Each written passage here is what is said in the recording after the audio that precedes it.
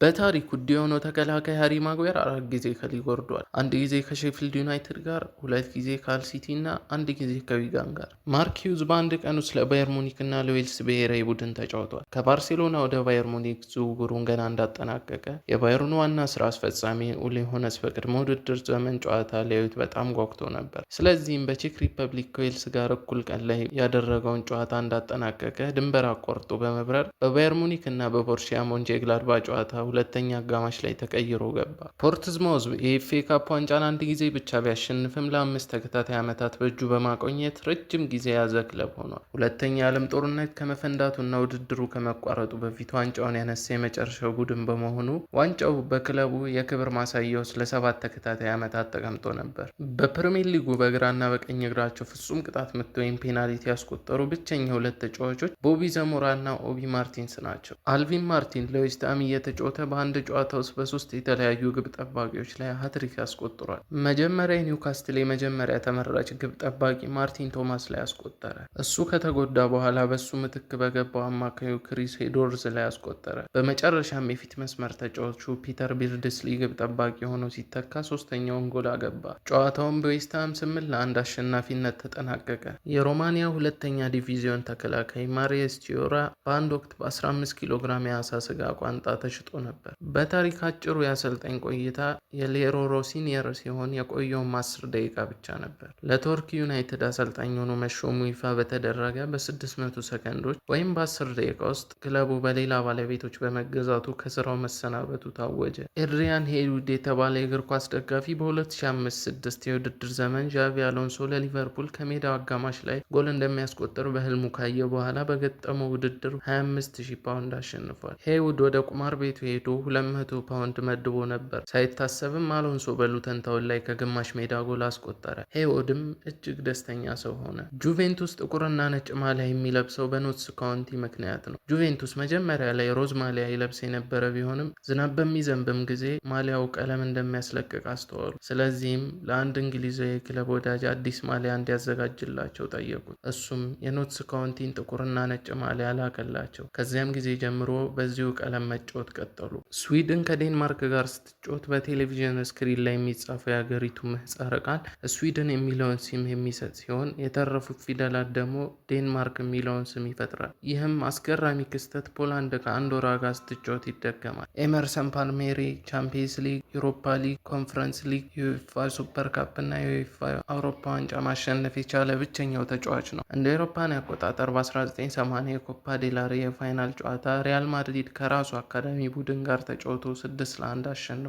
የሲቪያ 3 ተከታታይ የዩሮፓ ሊግ ድሎች የተመዘገቡት በ3 የተለያዩ ግብ ጠባቂዎች ነበር። በየፋይናሉ ሰርጂዮ ሪኮ፣ ቤቶ እና ዴቪድ ሶሪያ ተሰልፈው ነበር። ነገር ግን እነዚህ 3ቱም ግብ ጠባቂዎች በእነዚህ 3 የውድድር ዘመናት በሙሉ በክለቡ ውስጥ አብረው ነበሩ። በማሊያ ላይ ቁጥር በመጠቀም ረገድ አውስትራሊያ የመጀመሪያ ሀገር ነች። ክርስቲያኖ ሮናልዶ እና ሊዮኔል ሜሲ በ869 ቀናት ልዩነት ነው የተወለዱት። የሚገርሙ የነሱ የመጀመሪያ ልጆች ክርስቲያኖ ጁኒየር እና ቲያጎም በተመሳሳይ ልክ በ869 ቀናት ልዩነት ተወልደዋል። የአንቷን ግሪዝማን ልጆች በሙሉ የተወለዱት በተለያዩ ዓመታት ቢሆንም ሁሉም ግን የተወለዱት በአንድ ቀን ነው። አንቷን ግሪዝማን በፈረንሳይኛው ሌጎ ባትማን ፊልም ላይ የሱፐርማንን ድምፅ ወክሎ የሰራ ሲሆን ማኑኤል ኑዌር ደግሞ በጀርመንኛው ሞንስተር ዩኒቨርሲቲ ፊልም ላይ የፍራንክ ማኬን ድምፅ ወክሏል።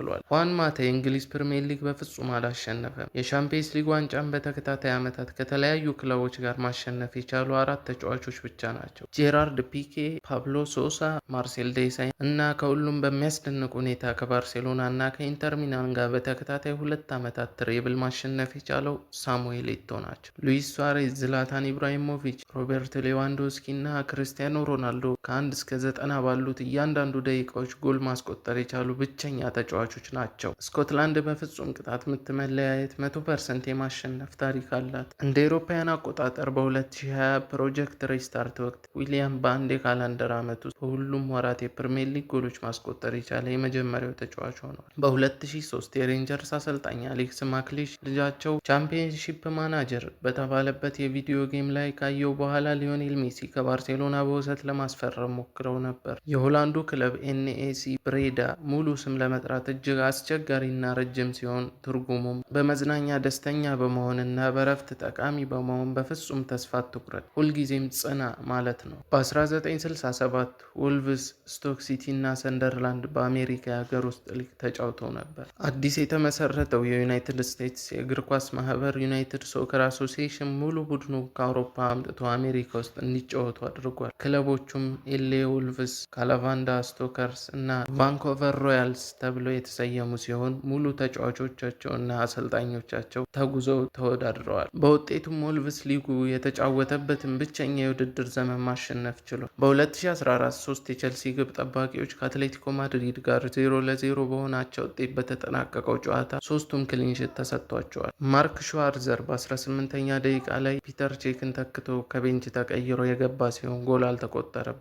እንዲሁም በአትሌቲኮ ማድሪድ በውሰት ይጫወት የነበረው ሌላኛው የቼልሲ ግብ ጠባቂ ቲቦ ኮርቷ ጎል አልተቆጠረበትም ነበር። ዴቪድ ቤካም እና ዴቪድ ሞይስ በአንድ ወቅት አብረው ተጫውተዋል። ሞይስ ከ1993 እስከ 1999 በፕሪስተን ኖርዝ ኤንድ የነበረ ሲሆን ቤካም በ1994-95 የውድድር ዘመን በውሰት አብረው ተጫውተዋል። በ1941 ራፒድ ቬና የጀርመንን ሻምፒዮን አሸንፏል። የቀድሞ የበርሚንግሃም ሲቲ ዳይሬክተር ካረን ብራዲ በአንድ ወቅት ባለቤቷን ፖል ፔስቲሾሊድን ለስቶክ ሲቲ በ400,000 ፓውንድ ሸጠዋለች። የምንጊዜም ታላቁ የሃንጋሪ እግር ኳስ ተጫዋች ፈረንች ፑሽካሽ በ1992 የዓለም ዋንጫ ላይ ለስፔን ብሔራዊ ቡድን ተጫውቷል።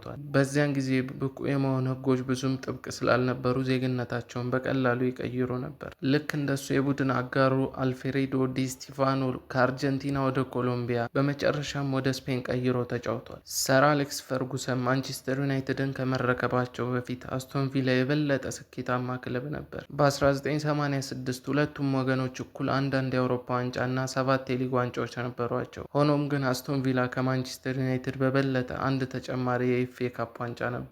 ቶማስ ጋላሴክ ሲልቨር ጎል ህግ ጥቅም ላይ በዋለባቸው 2 ጨዋታዎች ላይ ተሳትፏል። ጎል ያስቆጠረው ቡድን ወዲያውኑ ጨዋታውን እንደሚያሸንፍበት እንደ ወርቃማው ጎል ህግ ሳይሆን የበር ጎል ህግ በሚሰጠው ተጨማሪ ሰዓት የመጀመሪያ አጋማሽ ላይ መሪ የሆነውን ቡድን ጨዋታውን በቀጥታ እንደሚያሸንፍ ያደርጋል። በዓለም አቀፍ እግር ኳስ ብቸኛ የበር ጎል የተመዘገበው በዩሮ 2004 በግሪክ እና በቼክ ሪፐብሊክ ከግማሽ ፍጻሜ ጨዋታ ላይ ሲሆን በክለቦች እግር ኳስ ደግሞ ብቸኛ የበር ጎል የተመዘገበው በአያክስ እና በግራዘር ኤኬ የሻምፒየንስ ሊግ ማጣሪያ ጨዋታ ላይ ነበር።